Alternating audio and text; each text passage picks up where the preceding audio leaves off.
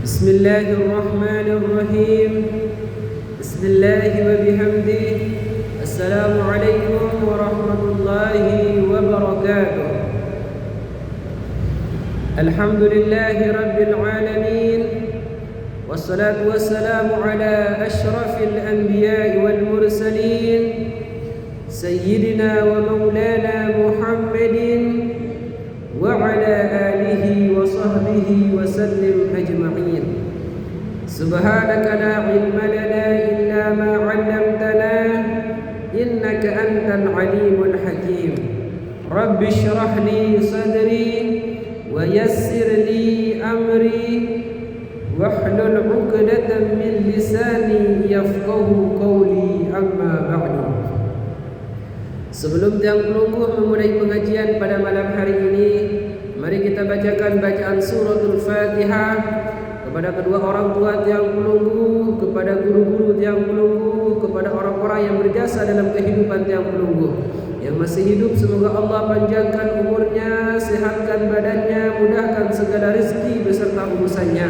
Yang sudah meninggal dunia semoga Allah ampunkan dosanya, terima segala amal kebaikannya dan ditempatkan di sisi Allah di tempat yang terbaik. Ala hadhihi niyyah wa li kulli niyyatin salihah. Bismillahil Fatihah.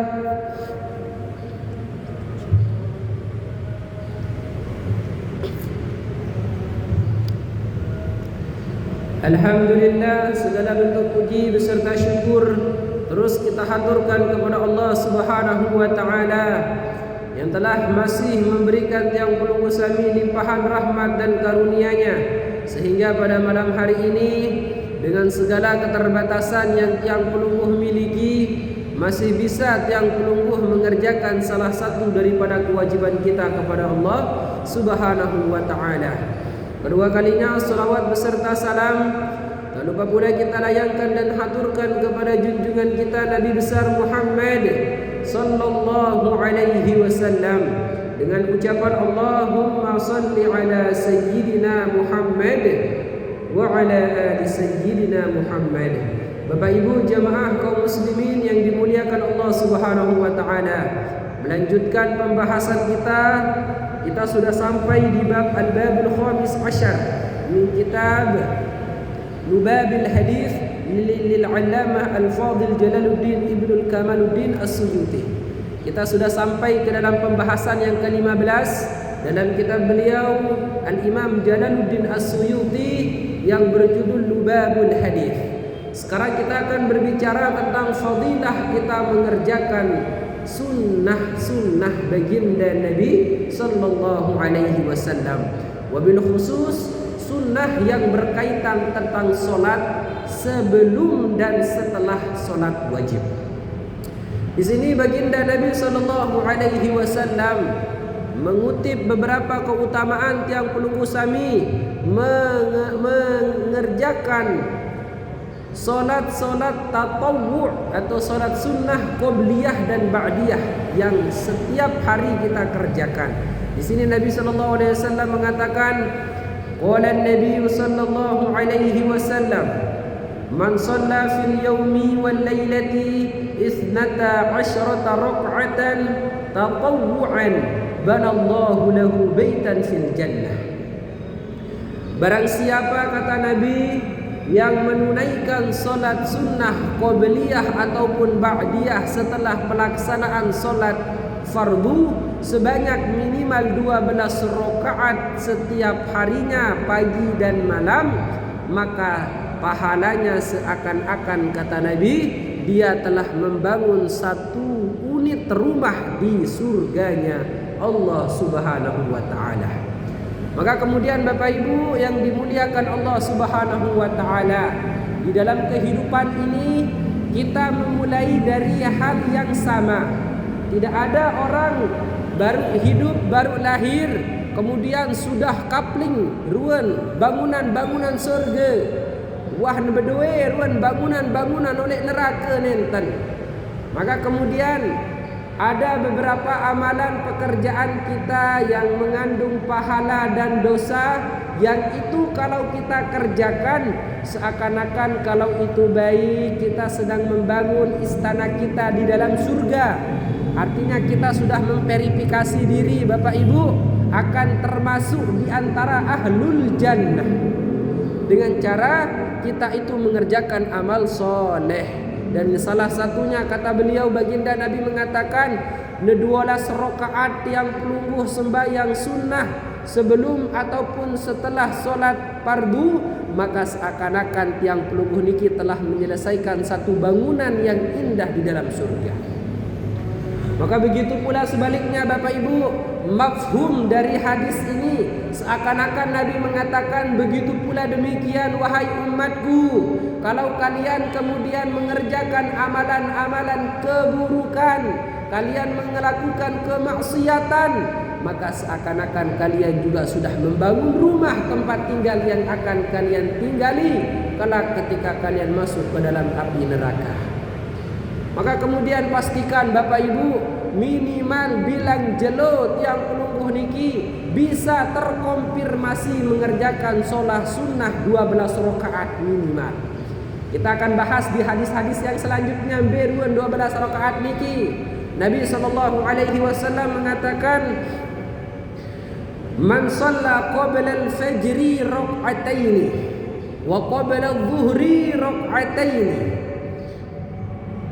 wa qabla adh-dhuhri arba'an wa ba'daha arba'an balu 10 wa arba'an qabla al-'asri dakhala al-jannah. Nabi SAW mengatakan barang siapa yang menunaikan solat sunnah sebelum waktu pelaksanaan solat subuh, qobliyah subuh maksud Bapak Ibu, 2 rakaat. Kemudian dia mengerjakan solat sunnah qobliyah zuhur 4 rakaat, 2 kali solat berarti. Kemudian dia mengerjakan 4 rakaat setelah zuhur, 2 kali solat sunnah berarti. Kemudian dia melakukan solat sunnah 4 rakaat sebelum asar, 4 balu 10 4 biliran 4 12 nih 12. Maka minimal 12 solat sunnah ini 2 rakaat sebelum subuh, 4 rakaat sebelum dan sesudah zuhur, 4 rakaat sebelum asar. Maka siapa orang bisa melakukan ini kata Nabi, dakhalal jannah. Maka dipastikan orang tersebut pasti tempat kembalinya kelak di hadapan Allah adalah surga. Maka mari Bapak Ibu yang dimuliakan Allah, kita paksa, kita lawan, kita terus berusaha. Ada tesak bau baik gawe ruang solat sunnah niki. Karena apa? Karena jaminannya adalah surga.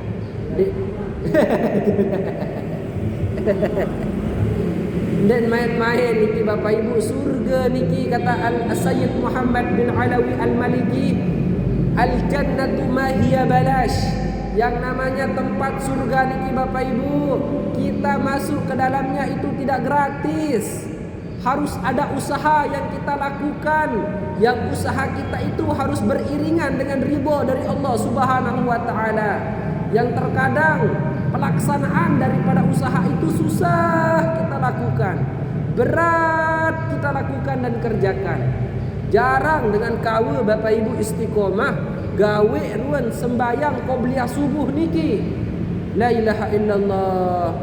Walaupun sehat sesehat-sehatnya, walaupun sugih sesugih-sugihnya, walaupun tenang setenang-tenangnya, belum tentu dengan niki mampu kecekawan ya sembahyang sunnah qobliyah subuh. Maka kemudian bele-bele tak bersyukur ojok Allah Ta'ala sampun tekican angen lamun tendek sembahyang qobliyah subuh berembe jaga irab mangen teniki. Maka beruntung kemudian ada hati yang kemudian ketika sudah terbiasa melakukan pelaksanaan solat sunnah ini, ketika tidak dikerjakan risau hatinya, gelisah jiwanya, berarti itu menandakan bibit-bibit iman sudah bersemayam dalam dirinya. Namun begitu pula sebaliknya Bapak Ibu, kalau ada di antara kita yang kemudian meninggalkan solat sunnah ini biasa rasanya, denarak ruan berat dalam angan, maka itu menandakan iman dalam dirinya masih sedikit. Maka kemudian Bapak Ibu yang dimuliakan Allah Subhanahu wa taala, dalam lanjutan hadisnya Nabi mengatakan, "Man shalla qabla dhuhri arba'an kana ka'adli raqabatin min bani Ismail." Jadi kemudian ada sebuah hadis yang menjelaskan keutamaan solat sunnah qobliyah zuhur 4 rakaat. Maka kemudian beliau Nabi mengatakan seakan-akan pahalanya itu sama seperti kita memerdekakan satu orang budak. Yang pelungguh mangkinkan alhamdulillah ndek teirup oleh zaman perbudakan. Lamun laik niki Masya Allah zaman jahiliyah, nilai seorang manusia bahkan lebih rendah ketimbang seekor kambing. Dulu zaman jahiliyah nilai seorang wanita lebih rendah ketimbang hewan. Wanita itu tidak lebih daripada alat reproduksi manusia. Maka kemudian alhamdulillah agama Islam hadir di tengah-tengah kita. Keadilan ditegakkan setegak-tegaknya. Tidak pandang bulu, tidak pandang jabatan, tidak pandang terhadap apa yang mereka miliki. Kalau itu sudah menjadi tatanan dan aturan dalam agama, maka harus ditegakkan. Maka kemudian Bapak Ibu yang dimuliakan Allah Subhanahu wa taala, maka di dalam hadis niki kita bisa paham, ternyata lamun tebau gawe ruan sembahyang sunnah qobliyah zuhur 2 kali ente sembahyang 4 rakaat niki, usalli sunnata qobliyah zuhri rak'ataini sunnatan lillahi ta'ala, 2 kali itu sembahyang, maka waktu yang tidak sampai 3 atau 5 menit itu pahalanya di sisi Allah, kata Nabi, sama seperti kita memerdekakan satu orang budak. Maka kemudian Bapak Ibu yang dimuliakan Allah, lamun temele merdekakan budak bilang jenuh, jangan tinggalkan solat sunnah qobliyah zuhur. Karena kenapa? Karena pahala yang dijanjikan oleh Nabi sama seperti pahala kita memerdekakan satu orang. Kemudian selanjutnya Nabi SAW mengatakan, "Man shalla rak'ataini fi khala'in la yarahu illa Allah wal malaikatu kutiba lahu bara'atun minan nar." Dan ini yang penting nggih Bapak Ibu. Coba sekali-kali lamun dengan niki di Timur Tengah Bapak Ibu, mereka hanya datang ke masjid solat fardu selesai ule. Di mana mereka menunaikan solat sunnah di rumah. Kenapa mereka kemudian lebih tertarik menunaikan solat sunnah di rumah ketimbang di masjid? Bukankah lebih mulia, lebih afdol, lebih utama kita sembahyang sunnahnya di masjid ketimbang di rumah? Karena mereka mengejar fadilah hadis yang ini. Nabi SAW mengatakan, barang siapa yang solat sunnah 2 rakaat di tempat yang tidak terlihat oleh satu mata pun dari manusia. Apa kata Nabi? Tidak terlihat pekerjaan solat itu kecuali hanya ditahu oleh Allah dan para malaikatnya. Maka solat sunnah yang 2 rakaat yang dikerjakan secara sembunyi-sembunyi itu Bapak Ibu, itu sudah mengkonfirmasi dirinya akan terbebas dari api neraka. Bara'atun minan nar. 2 rakaat sembahyang yang tunggu oleh dalam kamar, oleh dalam balai, oleh balai sadar dengan serius, atau di tempat-tempat yang tidak terlihat oleh kacamata manusia, kita ikhlas mendirikan salat tersebut karena Allah, maka itu akan menjadi sebab penyelamat yang pelunggusan dari siksa api neraka. Maka kemudian sekali-kali kanggut lah Bapak Ibu, minimal kemudian solat qobliyah di masjid, ba'diyah solat di rumah. Karena di dalam hadis Nabi mengatakan, jangan jadikan rumah kalian seperti kubur. Kata baginda Nabi, dendek jarian balen tiang pelunggu, sak belik, sak solah, sak keramik, sak penuh dinan, penuh ruang hiasan, marak ibarat kubur bahasa Nabi. Yuk, kenapa kemudian rumah tersebut ibarat kubur? Ndek luah tekadu ibadah oleh dalam balik ini. Maka itulah pentingnya sekali dua Bapak Ibu minimal dalam pelaksanaan hidup kita solat duha di rumah. Solat-solat sunnah itu lebih utama di rumah. Kalau menurut riwayat hadis ini. Karena menurut para ulama, solat fardu itu lebih utama kita perlihatkan di antara manusia. Kalau solat sunnah lebih utama kita sembunyikan dari manusia tersebut. Kenapa? Karena dari salah satu keutamaan kita menyembunyikan pelaksanaan sholat sunnah kita di hadapan manusia adalah penyelamat kita dari siksa api neraka. Artinya Bapak Ibu, tercatat daran isi malaikat niki min ahlin nar. Termasuk yang niki pelungguh adalah termasuk ahli neraka. Lagu dikarenakan sholat sunnah 2 rakaat yang ikhlas kita kerjakan.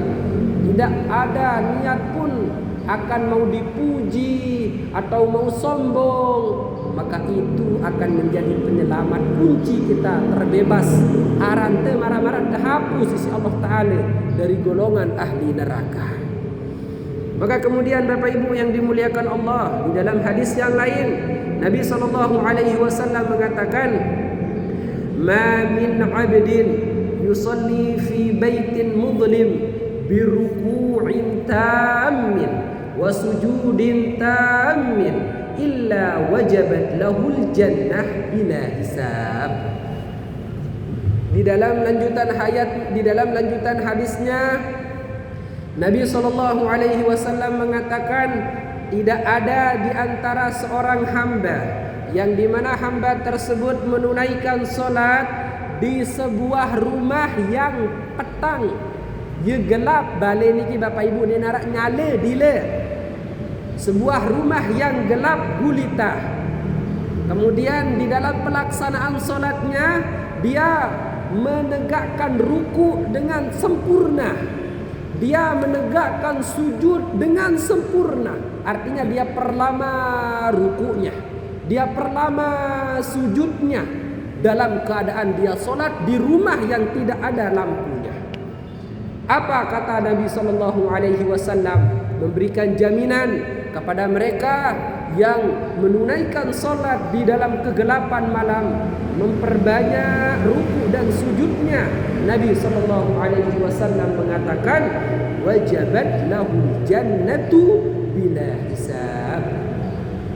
Dengan sak bau tunaian ruan sembahyang oleh balik sak petang, dengan sak mampu tunaian ruan solat sunnah di rumah yang tidak ada orang yang melihat, dia perpanjang ruku'nya, dia sempurnakan sujudnya, maka Nabi memberikan jaminan kepada mereka, wajib dengan niki ya tamu surga tanpa terhisab si Allah Ta'ala. Kelak di hadapan Allah Bapak Ibu yang dimuliakan Allah, kita ketika disidang amal perbuatan kita, maka pertama yang akan ditanya oleh Allah adalah perkara solat. Kalau sudah solat kita diterima oleh Allah, bahkan Allah bangga dengan solat kita. Termasuk orang-orang yang pernah di dunia solatnya di rumah yang gelap, diperpanjangkannya ruku'nya, disempurnakan sujudnya. Allah tahu, oh ini hamba dulu pernah memberikan ibadahnya kepadaku. Dalam pelaksanaan solat di rumah yang gelap gulita, dia perpanjang ruku dan sujudnya. Silahkan engkau wahai hambaku, kata Allah, udkhulul jannata bighairi hisab. Ndek dia ketuam oleh dunia pelungguh kembe nenten tamu wa surga langsung bersama Allah Ta'ala. Maka kemudian Bapak Ibu yang dimuliakan Allah, mari dari rentetan keutamaan ini gerah yang dicoba minimal sekali dalam hidup niki. Dalam kondisi malam gelap gulita, di saat orang lain masih terlelap dalam tidur panjangnya, kita bangun memaksa diri mengambil air wudu di dalam jeding dalam kondisi air yang sangat dingin, kita basuh muka kita menghilangkan rasa kantuk yang ada dalam diri kita, kemudian mengadahkan sujadah dan menunaikan solat 2 rakaat kepada Allah, perpanjang rukuknya, perpanjang sujudnya. Apa yang terbaca Ustaz? Lamun ya beno lalu ruan rukuk niki, ya beno lalu ruan sujud niki, napi yang terbaca. Maka kemudian kata para ulama, kalau kamu mampu memperbanyak bilangannya, perbanyaklah subhana rabbiyal azim wa bihamdihi, perbanyak sampai 3 kali 5 kali dalam bilangan ganjil, sampai 100 kali kamu mampu, datangkan dia. Dalam sujudmu begitu pula, subhana rabbiyal a'la wa bihamdihi, perbanyak dia bacaan tersebut sembari kita memikirkan makna yang terkandung dalamnya. Kemudian dalam sujud kita dianjurkan oleh para ulama untuk meminta doa kepada Allah Subhanahu wa taala. Karena kata beliau dalam sebuah riwayat hadis yang lain, Nabi sallallahu alaihi wasallam mengatakan, tidak ada tempat yang paling dekat antara Tuhan dan di antara hamba dan penciptanya kecuali ketika seorang hamba tersebut sujud kepada Tuhan. Ya, ruan posisi yang paling rapat kaca Allah Ta'ala. Maka karena itu merupakan posisi yang paling dekat dengan Allah, maka perpanjang dia, tunaikan doa dan munajatmu kepada Allah dalam lembaran sujud. Maka kemudian Bapak Ibu yang dimuliakan Allah Subhanahu wa taala, selanjutnya hadis yang selanjutnya Nabi sallallahu alaihi wasallam mengatakan, man shalla 4 raka'atin bihaitsu la tarahu an-nas faqad bari'a minan nifaq wal kufri wal bid'ati wad dhalal.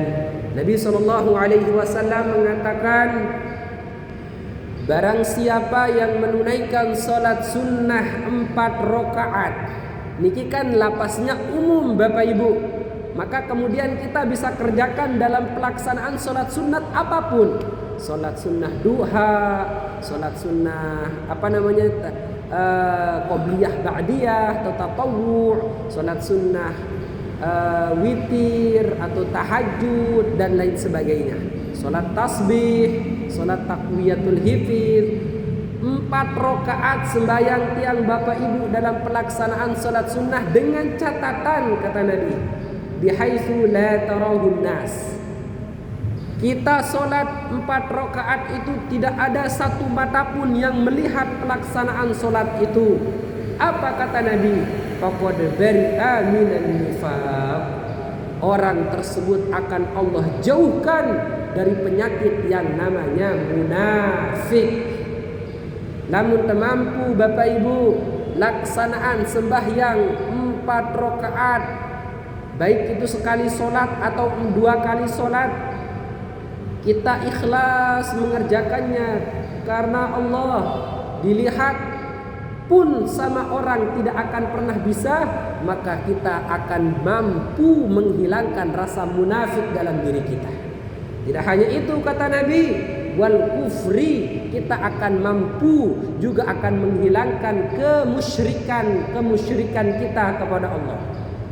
Di dalam hadis Nabi sallallahu alaihi wasallam mengatakan, aku tidak akan takut umatku akan kembali menjadi musyrik, menyembah berhala sepeninggalku, kata Nabi. Ndek ku takut bahasa Nabi sepeninggalku umatku itu akan kembali menyembah berhala, karena mereka memang dididik sudah terbiasa untuk menyembah Allah Subhanahu wa taala. Tapi kata Nabi, yang aku takutkan kemudian sepeninggalku, kata Nabi, aku takut kemudian umatku kelak akan menciptakan Tuhan-Tuhan kecil dalam kehidupannya. Ndek memang sekutuan Allah secara langsung Bapak Ibu. Lagu itu penuh bahasa Nabi, pihak Tuhan dalam hidup niki selain Allah Ta'ala. Artinya kemudian ada zat yang lebih kita cinta ketimbang Allah, ada sesuatu yang lebih kita utamakan ketimbang Allah, lebih genim terutama si HP niki Bapak Ibu makin ampura niki kanak bajang niki hatta meruan dalil Quran niki ya tepemu ni kanak bajang lamun wah kedek HP pun main game dan milih sembahyang. Maka itu termasuk salah satu dari Tuhan-Tuhan kecil yang kita ciptakan dalam hidup, yang sangat dikhawatirkan dan ditakutkan oleh Nabi. Aku tidak takut, kata Nabi, mereka umatku kelak sepeninggalku akan meninggalkan Allah. Mereka mungkin masih menyembah Allah, namun ada sesuatu hal yang lebih besar di hatinya selain Allah. Ada orang yang lebih mencintai pekerjaannya ketimbang Allah. Buktinya, lamun wah arah pegawian banian dek sembahyang dengan niki saking begawian, maka mereka sudah menjadikan pekerjaannya itu sebagai Tuhan-Tuhan kecil dalam kehidupannya. Ada orang yang saking sibuknya dengan jabatan-jabatannya sampai melalaikan dan melupakan ibadahnya kepada Allah. Berarti pekerjaan tersebut adalah Tuhan-Tuhan kecil dalam kehidupannya. Ada kita terkadang diberikan anugerah anak, keturunan, keluarga oleh Allah Subhanahu wa taala, yang terkadang kita sangat cinta sama anak kita, sama bija kita, sama cucu kita, sampai-sampai melupakan ibadah kita kepada Allah Subhanahu wa taala. Terlebih lagi Bapak Ibu ampura niki, lamun wah berdua mobil, wah berdua motor, apalagi baru niki masya Allah deman subuh ngasih lap motor berjulu, lupa bait air wudu, lupa sembahyang sunnah, baru ngasih doang lekan kamar langsung do garasi lap motor. Masya Allah. Itu yang dikhawatirkan oleh Nabi Bapak Ibu. Semoga kemudian tiang pelungguh tidak termasuk daripada apa yang disabdakan oleh Nabi sallallahu alaihi wasallam. Maka kemudian Bapak Ibu, cara kita untuk menghilangkan kemusyrikan dalam hati kita itu, mari tunaikan solat sunat 4 rakaat di tempat yang tidak ada manusia melihat pekerjaan solat kita. Tidak hanya itu kata Nabi, bisa 4 rakaat solat sunnah itu dapat menghilangkan kemunafikan, dapat menghilangkan kekufuran, dapat juga menghilangkan bid'ah dalam hidup kita. Bid'ah itu merupakan sesuatu hal yang sangat sensitif Bapak Ibu. Maulid bid'ah, tahlilan bid'ah. Nah niki susah niki Bapak Ibu. Niabe niki lah terausan niabe bid'ah niki dinarak di zaman Nabi.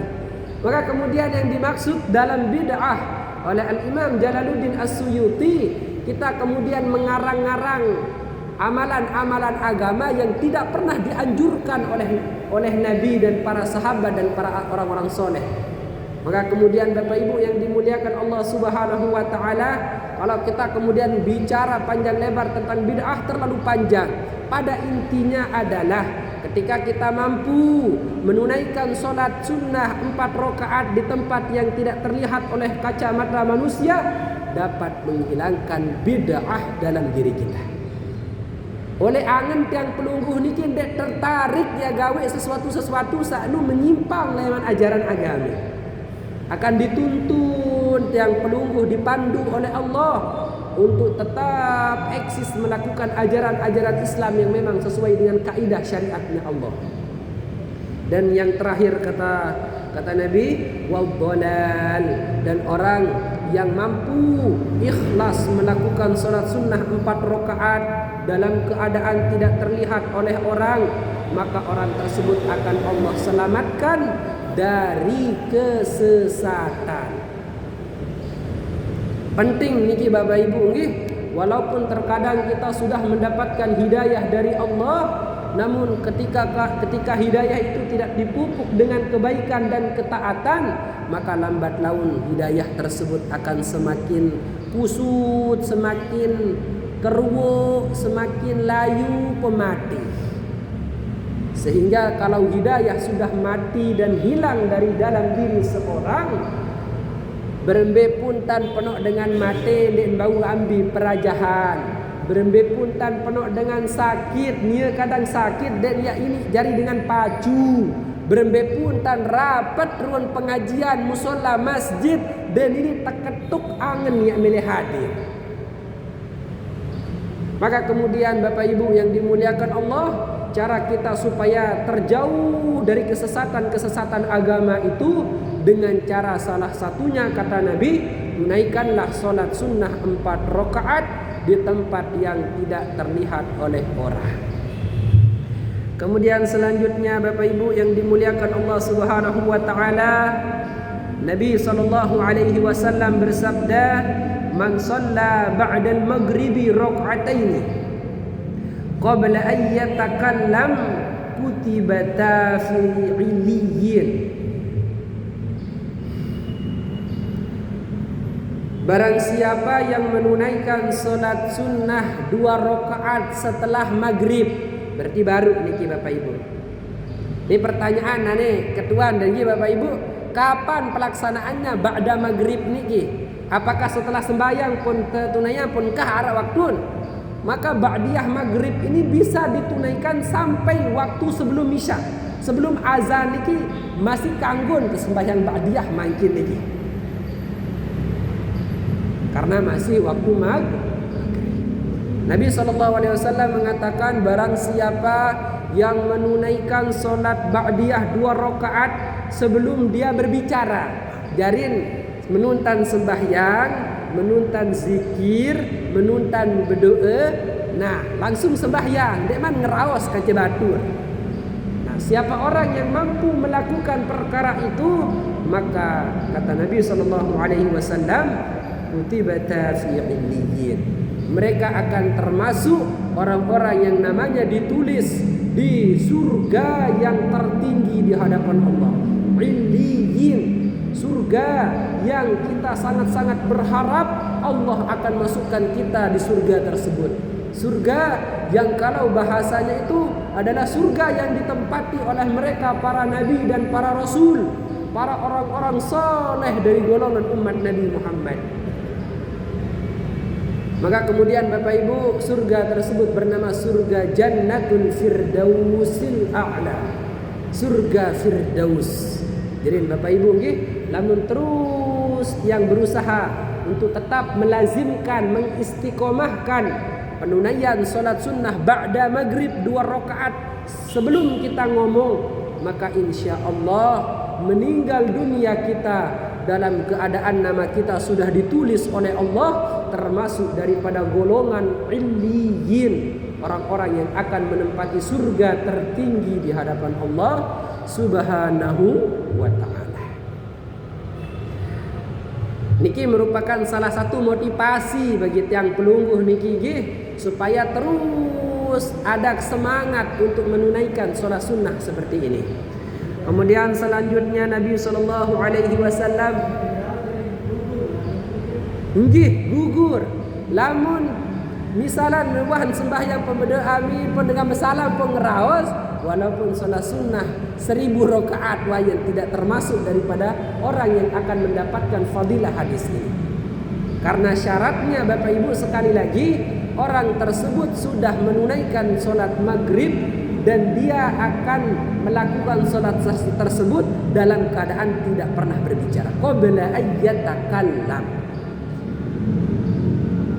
Maka dedet jelap-jelap lalu Bapak Ibu lamun kah maghrib ya tena batur tengerawas salat sunnah juga supaya mendapatkan fadilah dari hadis yang dikatakan oleh Nabi sallallahu alaihi wasallam. Kemudian selanjutnya di sini Nabi sallallahu alaihi wasallam mengatakan man shalla 4 raka'atin ba'da al-'isha qabla an yatakallam faka'annama adraka lailatal qadri fil masjidil haram. Luar biasa niki Bapak Ibu. Nabi SAW mengatakan barang siapa yang menunaikan solat sunnah ba'diyah isya 4 rakaat maka seakan-akan dia telah mendapatkan malam Lailatul Qadar tidak di masjid ini tapi di Masjidil Haram. Pahala dengan sembahyang 4 rakaat ba'da isya 2 kali sembahyang maka seakan-akan orang tersebut akan diberikan pahala oleh Allah seperti pahala orang yang mendapatkan malam Lailatul Qadar di Masjidil Haram. Yang Masjidil Haram niki Bapak Ibu, sekali ente sembahyang doang, wah 1000, 5000, ratusan ribu kali sembahyang oleh tahu sak lain. Sampun bisa juga? 3 menit lagi. 3 menit. Jadi niki mohon kepada tiang penunggu nggih supaya bersabar sebentar untuk tidak cepat-cepat pulang setelah solat Isya. Nanti sembahyang doang, minimal lamun tendek bau niki baca ayat-ayat sak belo ibu-ibu, bapak-bapak, baca ayat-ayat sak pontit.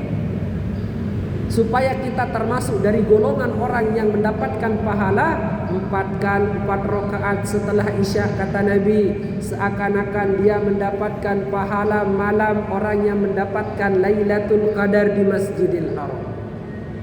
Malam Lailatul Qadar niki Bapak Ibu sekali tersembahyang doang, seakan-akan sama kita solat 83 tahun lamanya, 1000 bulan. Luar biasa. Wah, apalagi bilang malam tegawe niki, Masya Allah. Niki pertanyaannya, makanya ke penok-penok entan berbeng pahala. Niki pernah ditanyakan oleh teman tiang dulu ketika mondok di pondok pesantren Darul Nubuwah wa Dakwah.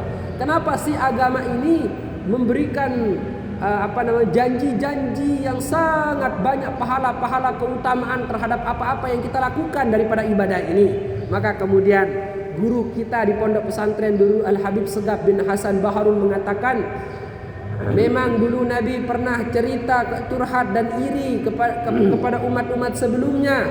Nabi niki umatnya ma baina 60 wa 70, antara 60-70 tahun tirup niki oleh dunia niki lamat jari umat Nabi Muhammad. Sedangkan umat-umat terdahulu mereka hidup ratusan bahkan ribuan tahun lamanya. Wajar kalau ibadah mereka banyak, sujud, ruku, ibadah, sujud, solat mereka banyak, ribuan tahun mereka hidup. Maka Nabi nanya, ya Allah, kemudian bagaimana cara umatku bisa mengungguli ibadah umat-umat terdahulu? Maka kemudian Allah mengatakan, aku jadikan dalam setiap pelaksanaan ibadahmu berlipat kali dan berlipat ganda. Terutama dalam 1 tahun, aku khususkan ada 1 bulan yang kalau ibadah dalam bulan tersebut, solat sunnahnya ibarat kata pahalanya pada marai solat wajib di bulan-bulan yang lain. Warak sikit malam oleh bulan ini, ibadahnya lebih baik daripada 1000 bulan. Bukan sama Bapak Ibu, lebih baik ketimbang 1000 bulan. Niki Nabi dalam hadis yang lain menyampaikan, ternyata orang yang melakukan solat sunnah ba'diyah Isya 4 rakaat pada ruan pahala niki kaca dengan sakican si Allah Ta'ala mampu dan mendapatkan kemuliaan mendapat malam Lailatul Qadar di Masjidil Haram. Semoga tiang penunggu sami setelah mendengarkan nasihat para ulama ini terus tergugah hati kita untuk menunaikan solat sunnah tatawwu. Amin ya rabbal alamin. Demikian yang bisa tiang sampaikan, kurang lebihnya tiang mohon maaf.